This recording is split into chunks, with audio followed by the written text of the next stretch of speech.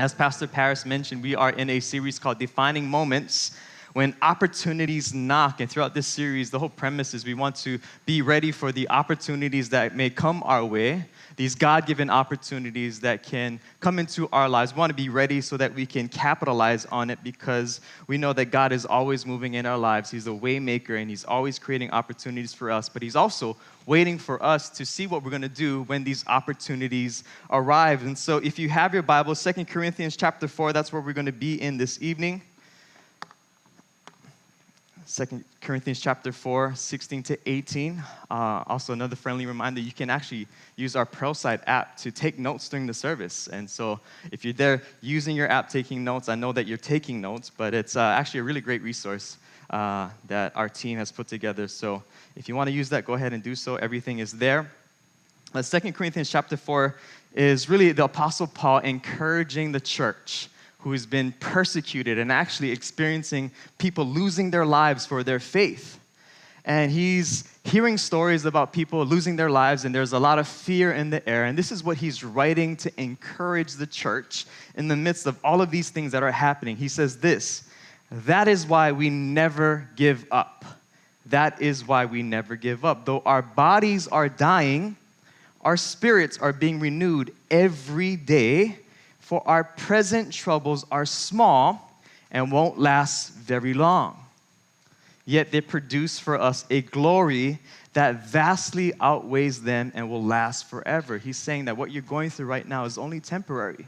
That God is doing something even in the midst of the current situations that you're in. Verse 18, he says this: "So we don't look at the troubles we can see now. Rather, we fix our gaze on the things that cannot be seen."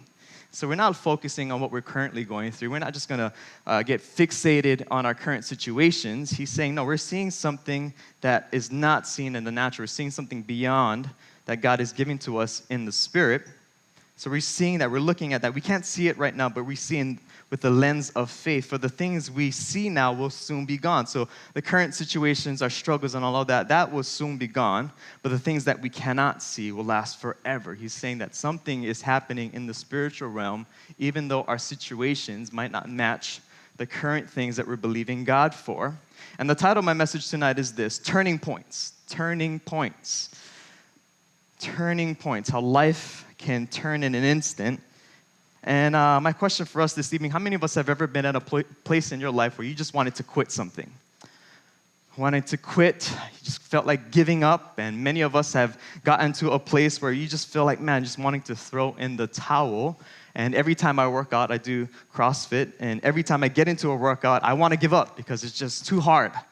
But my pride won't let me give up, because I see ladies in the class doing the same workout, and if they're going, I can't see it in me to just let them beat me. So my competitive side kicks in, and I try to beat people in it. So even though I want to give up in my emotions of what the workout is being so hard, I'm looking at people and doing it, and I say, man, I can't go out like that. I can't let grandma beat me in this workout. I have too much pride for that. But oftentimes we can get to a place where we want to give up. Maybe you're in a situation where you just feel like the amount of work that you're putting into something is not paying off, and so you're exhausted with that. Or maybe you're in a situation where you feel like, man, you're putting all of your focus, your energies, and your resources into something changing in your life, and you want it to change, but the thing keeps staying the same.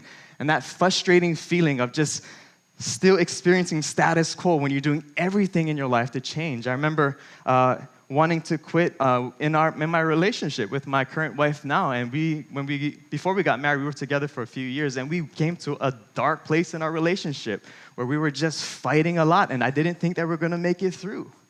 And I wanted to give up, wanted to throw in the towel, and I just knew that God was using that as a turning point. And long story short, I realized that I can't be blaming her for my issues, that I needed to take responsibility for my role in it. And so I said, I'm going to go see a professional counselor to work out some of the things that God is surfacing. Because here's the truth: anytime things come out of you, it's really God's way of working in you. And so we can have the opportunity to see it as an opportunity to work with God, or we can work against God. And I needed to come to a place of humility to realize then that God, you're surfacing something in me, so let me work with you through this. And long story short, he worked and is continuously working in me, and we've been married for a few months now, and life is good. But how many of us know that when you get to points wanting to give up, you are at a fork in the road where you can make one of two decisions. You can throw in the towel, or you can continue to persevere and fight on through it. And there's certain situations where sometimes you need to give up because maybe God is redirecting you to something else. But sometimes God wants you to keep on pushing through because the opposition that you're experiencing is really just a preparation for what he has right beyond that. And sometimes in life, we just got to be trusting God and asking him for the wisdom to know which route to take. Am I going to give up, or am I going to keep trusting you, God? So really, what is the wisdom that you want to give to me about this situation? And here's the reality. All of us will come to a point in our life where we will face that reality of having to either give up on something or keep on persevering. And we will have to come to that fork in the road and make a decision. Am I going to trust God and go in this direction? Or am I going to give in to my current feelings and situations and give up? And how do we handle these situations in life? What do we do when we come to that fork in the road? Well, this message tonight really is going to speak to that. And I don't know any better person whose life really can speak to us about turning points other than this guy named Joseph in the Bible.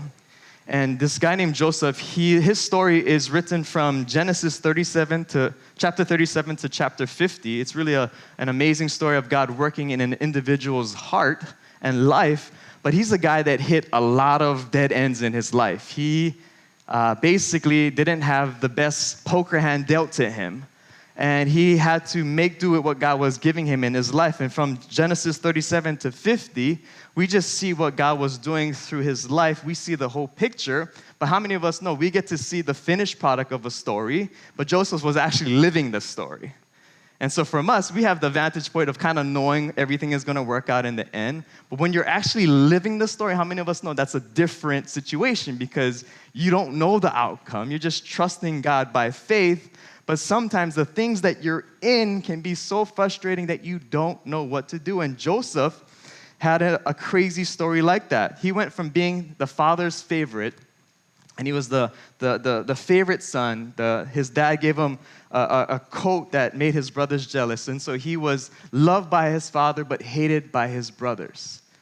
And if you ever grew up in a house with a lot of siblings, how many of us know that you get irritated with the favorite kid in the household? And so he was that. And so he was hated by his brothers, and they eventually sold him into slavery at the age of 17.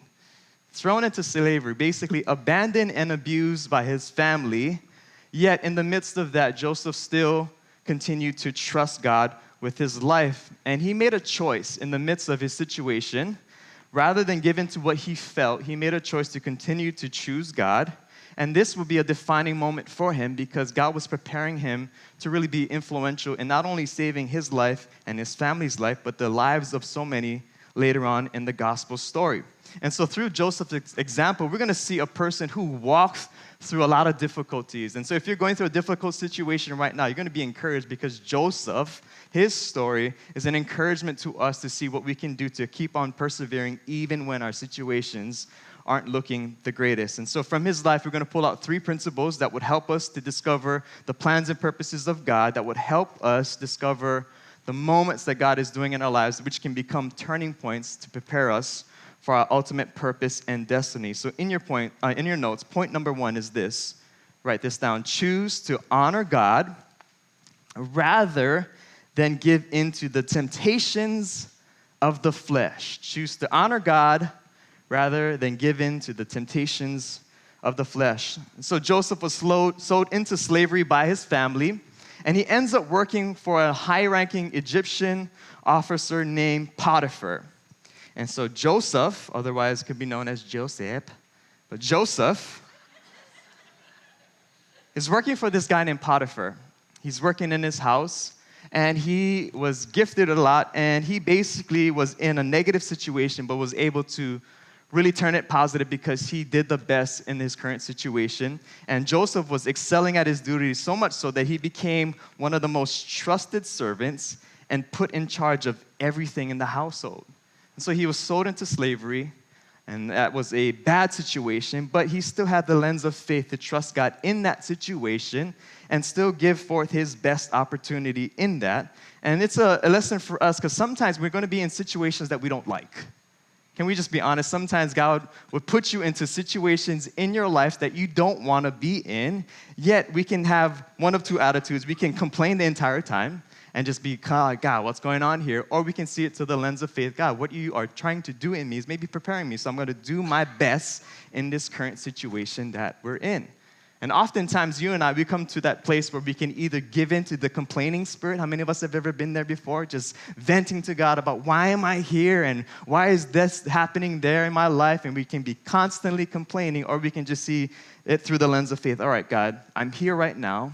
I'm going to do the best with what you've given me. And when we have that attitude of faith, God will use us in any situation to put him first and to glorify him. And so Joseph was in a negative situation, yet he gave his best, so much so that he was promoted to be in charge of everything in this person's household. So we pick up the story here in Genesis 39, verses 6. It says this: So Potiphar left everything he had in Joseph's care. With Joseph in charge, he did not concern himself with anything except the food that he ate. So basically, Joseph was doing his job so well that Potiphar didn't have to really care about anything because he knew that Joseph would be taking care of that. And so now Joseph was well built and handsome, kind of like myself anyways. And after a while, his master's wife took notice of Joseph and said, "Hey, Jojo, you looking fine today. Won't you come to bed with me?" So Potiphar's wife starts to catch feelings for Joseph. She becomes apparent to him. But this is his response in the midst of that. But he refused, saying, "Heaven, no. With me in charge," he told her, "my master does not concern himself with anything in the house. Everything he owns he has entrusted to my care. No one is greater in this house than I am. My master has withheld nothing from me except you, because you are his wife." This is the point that we want to take away from this. How then could I do such a wicked thing and sin against God? How then could I do such a wicked thing and sin against God? And though she spoke to Joseph day after day, he refused to go to bed with her or even to be with her. And so Potiphar's wife is really trying to entice or tempt Joseph to do something that Joseph knew was inherently wrong. And the reason why he knew it was wrong, because he had such a godly conviction in his life that he knew that he wanted to glorify God with everything, not just the things that are seen, but even the things that were unseen in his life. And Joseph realized that if God is first in my life, I got to have a lifestyle that reflects that. And so when the temptation came to him, he had the conviction to know that, no, this is not a path that God wants me to go down. I don't want to do anything that would really dishonor the God that I serve. And so this mindset and this conviction helped him to not only resist temptation, but to even run away from the temptation. And by him running away, it became a pivotal turning point in his life. And how many of us know that on our pathway to purpose, there's always going to be temptations that will try to get us off that path into a path that doesn't really head towards the plans and purposes that God has for us. There's always going to be things in our lives that will try to pull us away, tempt us away from the things that God has for us. And sometimes temptations is obviously wrong. We can resist some of the things, but sometimes temptations can look good and seem like it's God. But we know that if we enter into those things, it will lead us down a path that we don't want to go to. And Joseph had such a connection with God, such a conviction with his relationship with God, that he was able to see that this is not God's plan for me, and able to resist. So much so that he was resisting, and that even in the midst of his resisting, he said, "I'm not even going to be around her." And so oftentimes in our lives, when we're heading to our destiny, we need to be aware that there's always going to be opposition that comes into our lives that will try to tempt us to get off the path that God has for us. There's always going to be temptations along this path towards destiny. It's one of the tests that God allows to happen in our life to see if we can keep him first in our hearts. And here's the thing that when it comes to temptation that I want to encourage us with, is that when we're filled with God, it actually positions us to be better prepared for the temptations that gets thrown at us in life. How many of us have ever been so hungry and there's no food in the house, but you keep going to the refrigerator thinking that it'll change? How many of us have been there before? You checked it once, you know there's nothing in there, but you're like, maybe I missed something in there, right? And then you go back and you open it again, now it's still nothing in here. And all of us have gotten to a place where we've done that. Or maybe you even know that when you're going shopping, the worst thing that you could do when going shopping is to go shopping when you're what? Hungry. Why? Because your eyes become your stomach, and you start buying things that you know you shouldn't be buying. That's not necessarily on the list, but because you're hungry, you start compromising in your purchases. Why? Because your appetite is making the decisions for you in that moment. But if we were filled, if we weren't hungry, if we were actually filled, we wouldn't be in that mindset to actually give into those kind of temptations. So the truth is this, that sometimes when we're hungry, that's a bad place to be, and it's actually causes us to be more prone to temptation. Why? Because our appetite is speaking.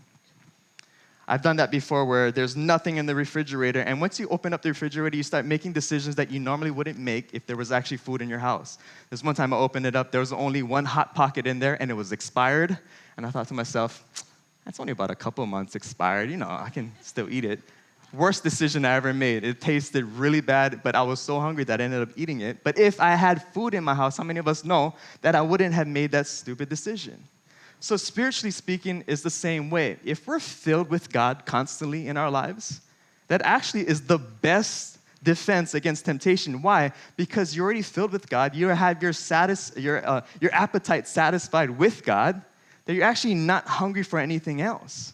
The only time that we become hungry for things other than God is if we're empty spiritually, and then you start searching for things that you wouldn't be searching for if you were spiritually filled. And so often when it comes to temptations, the most time that you're prone to temptations is if you're spiritually empty. Is if you haven't prayed in a while, you haven't got into God's word, you haven't heard God speak to you in a long time, and so your appetite is desiring God. But how many of us know if you're not getting that appetite filled with God, you start to fill it with anything else? And so temptation becomes stronger in these moments when we're empty spiritually. And so for us, one of our best defenses against temptations is to constantly be filled with God on a daily basis. Constantly connecting with God, because once God satisfies our appetites, we're not going to be hungry for anything else. That's why the Bible says this, taste and see that He is good. Meaning this, we need to be connecting with God so much so that He satisfies every single one of our desires. If God placed an appetite in your life, He wants to also meet that appetite with Himself. But if God is not meeting that appetite, we're going to get that satisfaction elsewhere, and it'll only cause us more harm in the long run. And so for Joseph, he did the right thing to resist temptation. But doing the right thing became a wrong thing, because here's what happens. He resisted the wife. The wife ends up ripping off his cloak. He runs away naked, and the wife accuses him of rape, even though Joseph didn't do anything wrong. How many of us have ever been in a situation or circumstance when you did the right thing, yet you didn't get rewarded for it?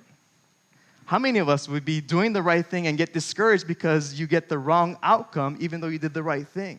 And if I was Joseph, I would be incredibly discouraged because I'm doing the right thing, yet I get falsely accused. And here's what happens. He gets falsely accused to the point where he gets thrown into prison because of that. So he goes from the pit, and now he gets transitioned into prison for doing the right thing. And how many of us would be discouraged in our walk with God when you did the right thing? You honored God. You made the right decision. You resisted temptation, and you get punished for it? This is where we have to have the mindset that just because we do the right thing doesn't mean we always have to be rewarded for it. We live in such an immediate gratification world that we feel like if I do something good, I should get a star because we get trained like that in school. So every good thing that I do needs to be rewarded. Sometimes God will want to reward you, but He actually doesn't reward you immediately. And so for us, spiritually, we need to see that sometimes even doing the right thing might not reap the immediate right results, but we still need to trust God. And this is where Joseph was, which leads us to our second point, which is this. Choose to trust God and to make him known rather than give into fear or self-preservation.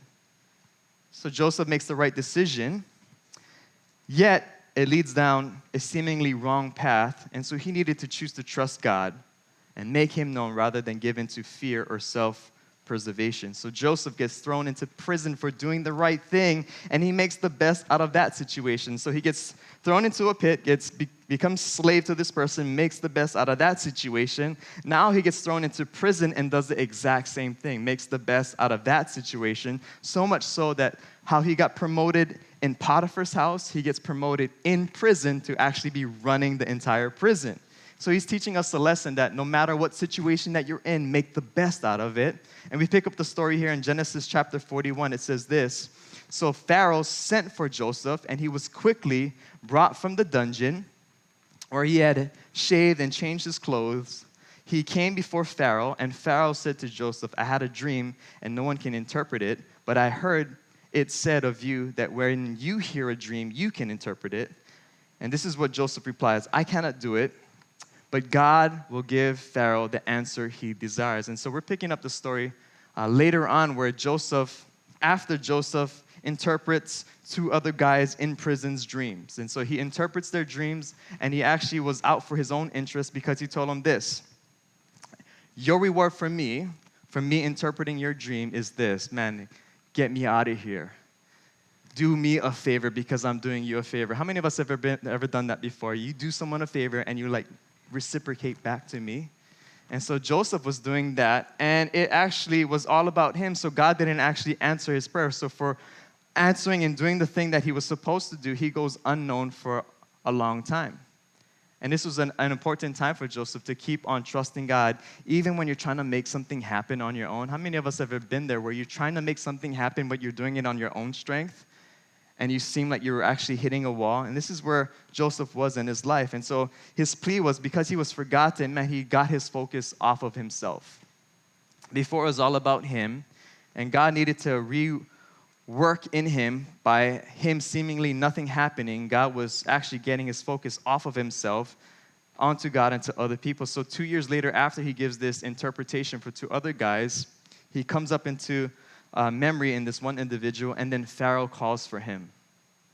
And then Joseph interprets Pharaoh's dream. But I love what it said in this passage of Scripture. When Pharaoh asked Joseph, I hear you can do something. I hear you can interpret dreams. This is Joseph's response for that. No, I can't do anything. It's only God that can do something through me. And you can see in his response the growth that he had, because before it was all about Joseph. Man, do this for me. And then later he realized, man, it's really not about me at all. It's all about God. And God gave me this gift, and I can't interpret any dreams. It's really God speaking through me. And he came to a point to realize in his life that ultimately God was in control. Because how many of us know that sometimes life will lead you down the path because you say sometimes that God is in control, but the way we operate is as if we're in control? How many of us have been there before? We verbally say, God, this is all you. You got this. But then we're acting and living our lives as if we're in control. We're God. We're making the decisions. And so sometimes God allows us to hit some roadblocks in our lives to help us to see we don't control anything. That God is ultimately in control. And we're walking out his plans and purposes for our lives. And we need to come to a place of understanding in humility that it really is all about God. Our default mode in our lives is to be all about us. That's our default, meaning this, that we are all prone to selfishness in our lives. And so what God does to work that out of us, he puts us in situations where it's not about us, it becomes about him. And he's trying to work out the selfishness in our lives. Why? Because it's not about us. Here's what God is trying to do in all of our lives this evening. Get this message across. He wants to let us all know this. It's not about you. Sounds good. Yeah, but we live like it's all about me. And so this tension in our lives is this. Sometimes our lives can be like this seesaw. We're like, all right, it's all about God. And then we prone back, no, it's all about me. All right, yeah, God, it's all about you. No, it's really all about me. And this walk And faith is really constantly surrendering to God, saying that, no, it is all about you, because we're resisting the urge to be selfish. And so God is putting us, and some of you this evening, on a situation right now that God is allowing you to be in to let you know this, that it's not about you. That it's not about you. And if you can see the bigger picture, that it's about Him and what He's trying to do in and through you, you have the better perspective to understand where you're at and to trust Him every step of the way. And so for Joseph, he came to that point to realize that it's not about me. It's never been about me. And some of us, we know that in theory, but in reality, sometimes we just get prone back to selfishness. That's why Proverbs 3, 5, and 6 says this: trust in the Lord, not in ourselves, not in our abilities, not in our skills and our giftings. No, it says this: trust in the Lord with all your heart and lean not on your own understanding. Don't just realize that life doesn't have to make sense all the time. Because the walk of faith is trusting God even when life doesn't make sense. So lean not on your own understanding. In all your ways, submit to Him, and He will make your path straight. And so for Joseph, he needed to come to a place where he constantly surrendered, that it was all about you, God. You took me from the pit, sent me to prison, and now I'm in front of the Pharaoh, and I'm seeing your hand at work in life. Sometimes we can't see the story that God is writing until we look back at it to realize, man, there was a theme of what God was doing in my life. But when you're in it, you can't see it. But when you look back at your life, you can see what God was doing in the process. And here's the thing about God: He's always writing His story in our lives. He's the author. We're not the author, though. And I don't know if you're like me, you're trying to figure out the end of the story while you're in it. And that's the reality of faith, is that we're trusting God even when the outcome is not what you think it is. And so we need to constantly trust that God is writing a beautiful story in our lives. Kanye West. I've been looking for a moment to talk about Kanye West, and it's a great time to talk about him. And he was a guy that went all about him. He lived a life all about him. He actually was telling the world that he is God. I Am a God was one of his songs. And now he's actually going from I Am a God to Jesus is King, which is his latest album. Crazy thing. He went from Jesus to Jesus, and God was really working something out in him, and he's kind of been in the news lately, and a lot of people are on the fence. We don't know what to do with him, because is this real, or is this a show, or so much so? But I don't know about you, man. If it's really making God known, then God is doing something in his life, obviously. And he was a person who lived life all about himself, and along the way he encountered God, and now he's making God known. And this is something that I read about what he was quoted in saying. He says this: now I am in service to Christ. My job is to spread the gospel, to let people know what Jesus has done for me. There was a time I was like what fashion has done for me and what the Hennessy has done for me. But now I'm letting you know what Jesus has done for me. And in that, I'm no longer a slave. I am his son now, a son of God. I'm free. And he's going around, and his entire album is basically talking about God. And he has such an influence now that people who maybe had a church background, maybe who didn't have a church background, they're talking about Jesus right now, and that's a good thing. How many of us would agree that that's a good thing right now? He was asked by Jimmy Kimmel this question: do you consider yourself a Christian artist now? And this is what Kanye responded: hey, I'm a Christian everything. I'm a Christian everything. And so people are on the fence, but I always applaud people who are taking steps of faith. Like if you're walking towards God, the church should be the biggest people who are encouraging and pushing people forward. Any step of faith towards God should always be encouraged. And he's using his platform right now to share the word about God. And people are having conversations about Jesus because of this album, and he is a guy that's kind of like Joseph, that it was all about him, and now he's actually using it all about God. And for us, we need to have that same mindset, that it's not about us. What you're going through right now is not about you. It's about what God is trying to do in you to develop you for your purpose, to prepare you for the platform that he has for you. And we need to, in our moment right now, make God known instead of making ourselves known. Last point in your notes is this: we need to choose to forgive instead of holding on to resentment. Choose to forgive instead of holding on to resentment. Fast forward, Joseph gets put in charge, becomes second in command. He interprets Pharaoh's dream, and Pharaoh's dream was 7 years of prosperity and 7 years of famine. And Joseph began with his wisdom to tell him, this is what you need to do. You need to store up some stuff during the 7 years of plenty so that you'll be able to sustain yourself through the 7 years of famine. And then the prediction comes through. Egypt experiences so much prosperity that they were blessed beyond blessed. And then they go through an entire time of famine, 7 years of famine. But they were prepared because Joseph was in charge and they made preparations for famine.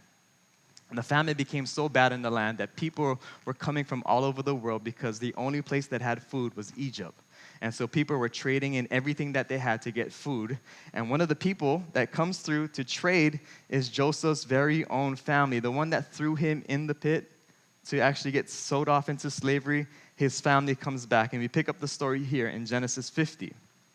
This is Joseph having an interaction with his brothers. It says this, his brothers then came and threw themselves down before him. We are your slaves, they said, but Joseph said to them, don't be afraid. Am I in the place of God? Verse 20, you intended to harm me, but God intended it for good, to accomplish what is now being done, the saving of many lives. So then do not be afraid. I will provide for you and your children. And he reassured them and spoke kindly to them.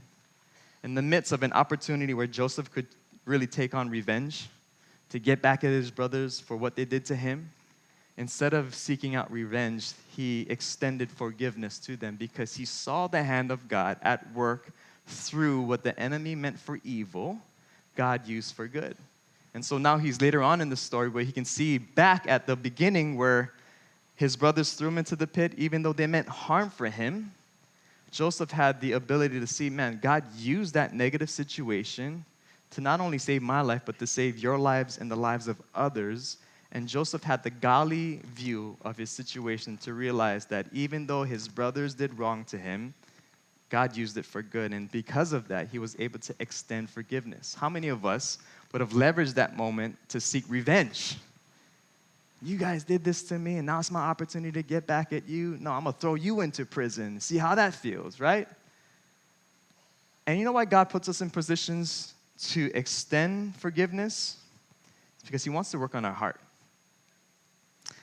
The best thing that God would do for us, because forgiveness is never for the people that we're extending it to. Forgiveness is always for ourselves.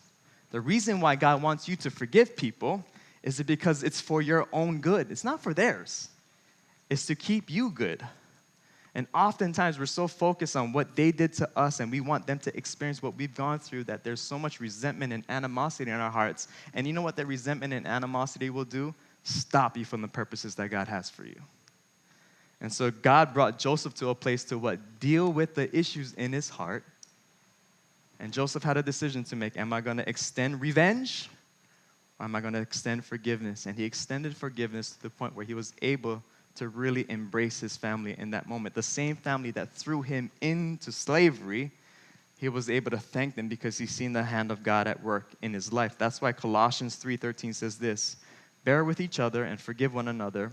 If any of you has grievance against someone, forgive as the Lord forgave you. The reason why we forgive is because we serve a God who first forgave us. Everything that we do for other people is always a response to what God has done for us. And so if God has forgiven you, that's what we got to give to other people. If God has blessed you, that's what we got to give for other people. And so everything that we do in this walk of faith is always a response to what God has first done for us in our lives. And if God has forgiven you of sin, our rightful response to that is to extend the same forgiveness to people who have hurt us in our lives. Reminding ourselves that it's not for them, but it's for us and our own good. I have a story here of a person who's in our church, grew up in our church.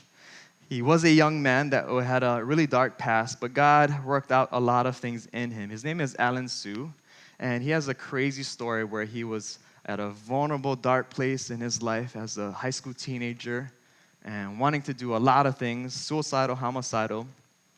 But God intervened in his life and became a turning point for him. So take a look at his story on screen, and we're going to bring him up on stage. That's what I wanted to do. I wanted to kill as many people as I could to show them this truth.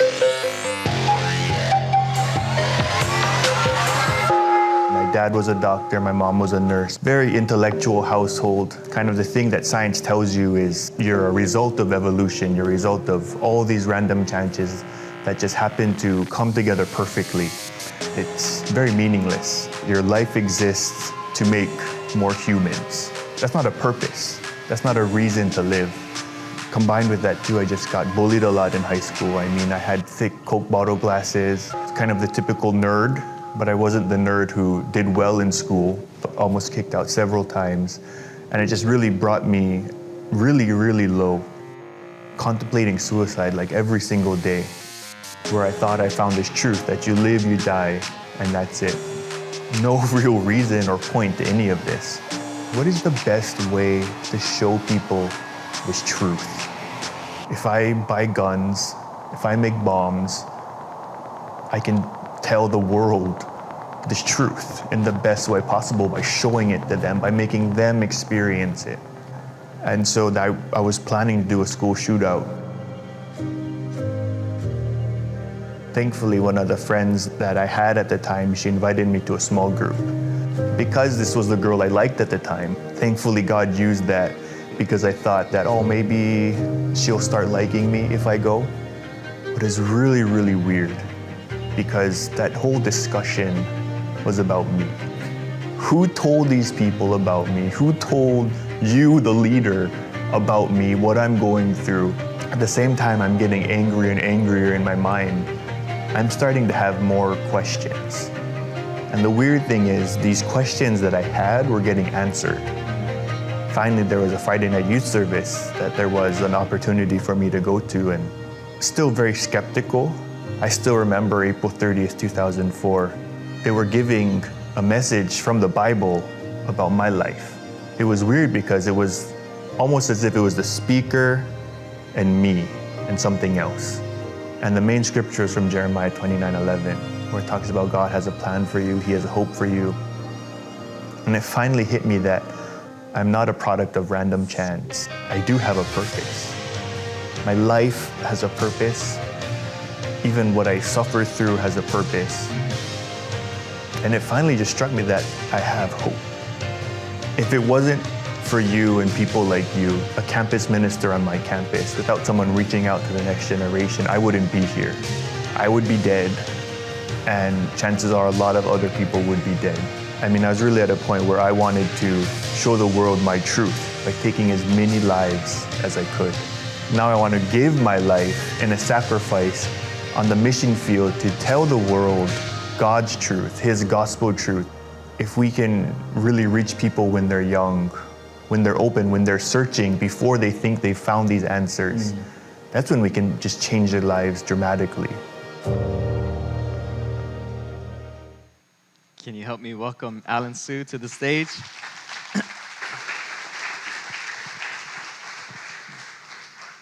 Come on, man. I had the privilege of knowing Alan for a lot of years, a long time, and seeing the back end of the story. But his story had a beginning, and you had a turning point where God took you from being dark and wanting to take as many lives as you can, being a student at Punahou, but battling a lot of depression and going through a dark period. Describe to us that turning point where God made Himself known to you as a high school teenager. I mean, in very few words, it was just that simple invitation from my friend. But to kind of give background behind that, I was the kind of guy that hated religion, hated anything beyond science, anything beyond you could just explicitly prove. And so normally if someone would come up with me to ask me, oh, hey, you want to go to small groups? Like, what's small group? You want to go to church? What's church? Like, you're dumb, you're stupid. But God was really bringing me to a point in my life where it was the only time I was open. Like any other time, I would curse them out, swear at them. But I mean, because of this one friend at this one time, he opened the door to my heart that I could respond. And I mean, I was just so broken. I was at the very bottom of my life where I wanted to end it, wanted to take everyone I could with me.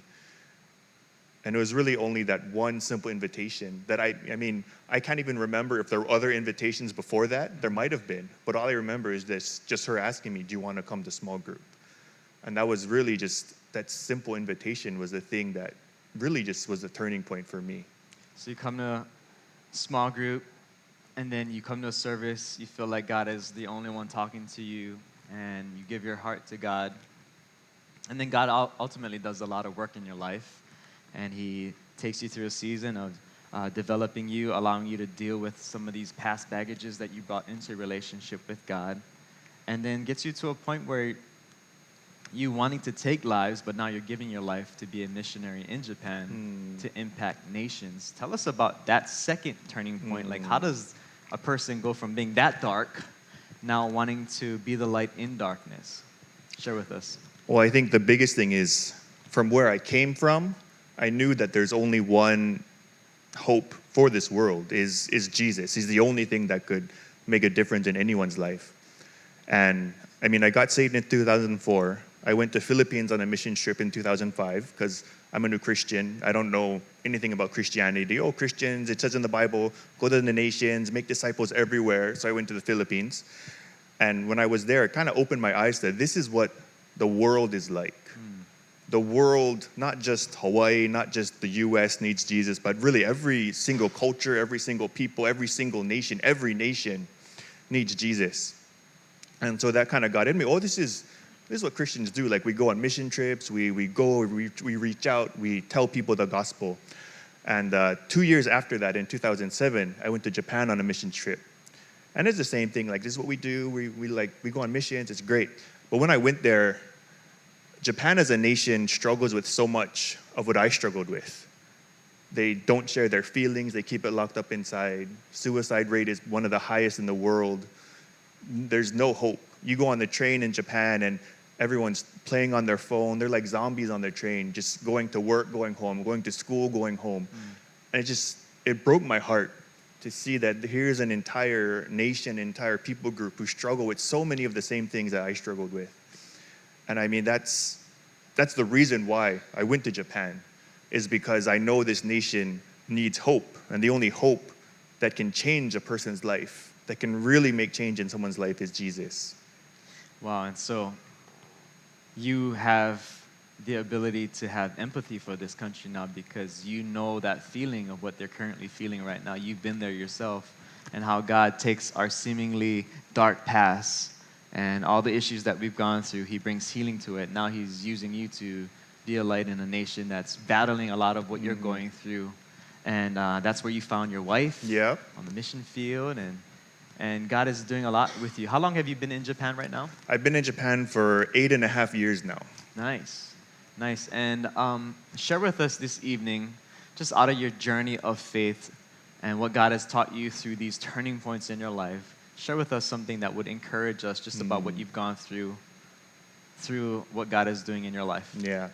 So I mean, obviously I don't wish what I went through on anyone. I don't want anyone to get to that point where you want to take others' lives for any reason. But at the same time, I'm so glad that God brought me there, brought me to this turning point. Because this wasn't just a turning point in my life. This was a turning point in Punaho's life, in my classmates' life, my teachers' lives, and now the lives of Japanese people. Wow.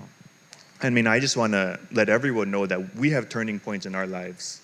And of course, they do help our lives when we make that right decision. When we choose God, that's the best choice we can ever make. But it's not just our life that we're affecting. My friend, she had a simple turning point. It was a very simple turning point. Should I ask Alan to church, to small group, or not? Wow. Pastor Billy had a point when I showed up if he's going to interact with this scary, messed up guy or not interact with me. And those were simple turning points for them. But for me, those turning points that they chose God, to do the God thing rather than their own thing, Wow. that's literally the reason why I'm sitting here right now. Wow. That's literally the reason why I'm alive right now, is because of their very small obedience. Hey, Alan, do you want to go to small group? That's all it took.